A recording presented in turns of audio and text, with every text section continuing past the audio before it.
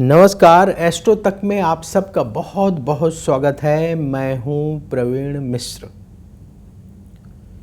जगन्नाथपुरी में रथ यात्रा का आयोजन क्यों महत्वपूर्ण माना जाता है, क्या शेड्यूल है, किस दिन से रथ यात्रा शुरू होगी, कब समापन होगा, आप कैसे भगवान जगन्नाथ की विशेष कृपा प्राप्त कर सकते हैं, आइए सब कुछ इस वीडियो में जानते हैं। तो जैसा कि आप जानते हैं कि हर साल आषाढ़ मास में भगवान जगन्नाथ की रथ यात्रा निकलती है जगन्नाथपुरी में। तो इस बार भी भगवान जगन्नाथ की रथ यात्रा 16 जुलाई 2026 को निकाली जाएगी। तो हर साल आषाढ़ मास के शुक्ल पक्ष की द्वितीया तिथि से ये यात्रा शुरू होती है और ये यात्रा समाप्त होगी जाकर के 16 जुलाई से प्रारंभ होगी यात्रा। और जब भगवान अपने मौसी के घर जाएंगे फिर वहाँ कुछ दिन रुक करके वापस आएंगे और फिर मंदिर में जो भगवान की वापसी होगी वो 24 जुलाई 2026 को होगी। यानी 16 जुलाई 2026 को भगवान की रथ यात्रा शुरू होगी।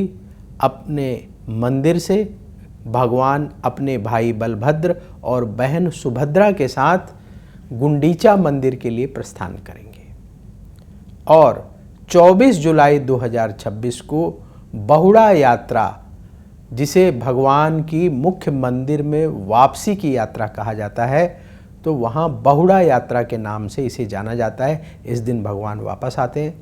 फिर 25 जुलाई 2026 को सुनावेश यानी भगवान का सोने के आभूषणों से श्रृंगार किया जाता है। तो ये प्रमुख टाइम टेबल है इस बार यात्रा का भगवान जगन्नाथ की। ये यात्रा क्यों खास है? देखिए, ये एक अद्भुत परंपरा है जब भगवान भक्तों को दर्शन देने के लिए स्वयं मंदिर से बाहर आते हैं और भगवान जगन्नाथ के साथ उनके भाई बलभद्र और सुभद्रा, बहन सुभद्रा भी आती हैं और ये 9 दिनों तक गुंडीचा मंदिर में रहते हैं, जो उनकी मौसी का घर माना जाता है। भगवान जगन्नाथ की मौसी के घर को गुंडीचा मंदिर के नाम से जाना जाता है। यहाँ दर्शन करने से विशेष पुण्य की प्राप्ति होती है। भगवान जगन्नाथ का जो रथ है वो बहुत विशेष रथ है। क्यों विशेष है? क्योंकि आज के ज़माने में आप देखते हैं कोई भी सामान बनता है, चाहे प्लास्टिक का बने चाहे स्टील का बने, सब में कुछ जोड़ने के लिए किसकी ज़रूरत होती है? स्क्रू लगाएंगे, कील लगाएंगे, कुछ करेंगे, खिलौने भी बनाते हैं उसमें भी चाहिए। लेकिन जो भगवान जगन्नाथ का रथ बनता है वो बिना किसी कील के बनता है, उसमें कोई भी लोहे की कील नहीं लगाई जाती। 4000 से अधिक लकड़ी के टुकड़ों का प्रयोग करके विशेष कारीगर, जो परंपरा के अनुसार पीढ़ी दर पीढ़ी रथ का निर्माण करते चले आ रहे हैं, वो लोग रथ बनाते हैं और उस रथ में एक भी लोहे की कील का प्रयोग नहीं किया जाता।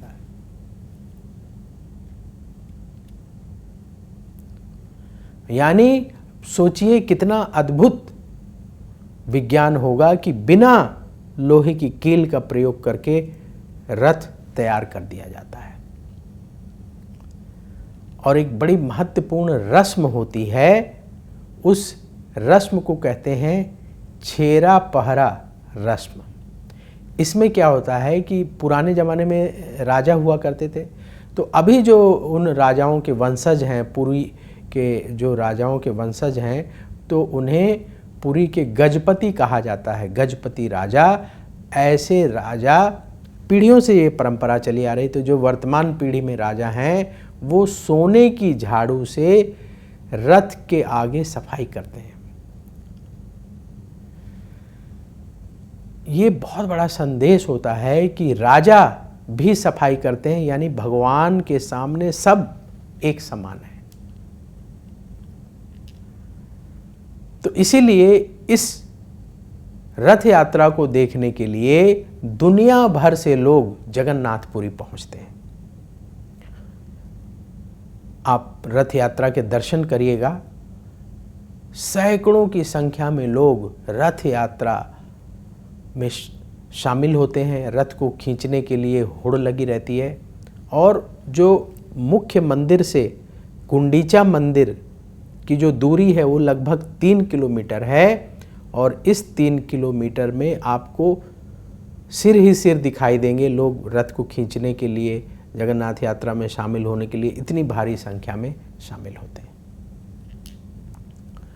तो मुख्य मंदिर से भगवान जगन्नाथ की रथ यात्रा शुरू होती है और गुंडीचा मंदिर तक जाती है। वहाँ भगवान रहते हैं और फिर वहाँ विश्राम करके मुख्य मंदिर में वापस लौटते हैं। जब भगवान रथ पर विराजमान हो जाते हैं मुख्य मंदिर से निकल करके और रथ को खींचा जाता है, तो इसके लिए जो परंपरा है, जो नियम है, रथ को कोई भी व्यक्ति खींच सकता है। कोई भेदभाव नहीं किया जाता। किसी भी जाति के, किसी भी धर्म के लोग, कोई भी भक्त जो भगवान का भक्त है, भगवान जगन्नाथ का, वो रथ खींच सकता है। और ऐसा माना जाता है कि जिसे भगवान जगन्नाथ के रथ खींचने का अवसर प्राप्त होता है, उसे भगवान की कृपा से मोक्ष की प्राप्ति होती है। जो नियम बनाए गए हैं कि जो लोग रथ खींचेंगे उन्हें धोती धारण करना चाहिए। भारतीय परिधान है ना धोती, तो धोती धारण करना चाहिए और पवित्र मन से, पवित्र तन से भगवान का रथ खींचना चाहिए।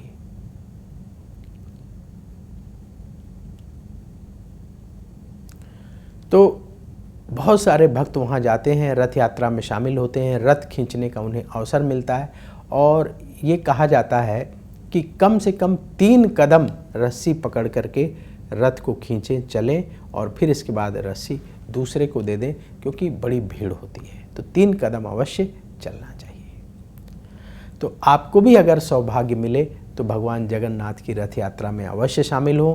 भगवान की विशेष कृपा मिलेगी और शास्त्रों में ऐसा वर्णन मिलता है कि जिन लोगों को रथ को खींचने का अवसर मिल जाए उन्हें मोक्ष की प्राप्ति होती है। तो वक्त हो चला है आपसे विदा लेने का। कमेंट बॉक्स में जय जगन्नाथ जरूर लिखिएगा। भगवान जगन्नाथ की विशेष कृपा आपको प्राप्त होगी।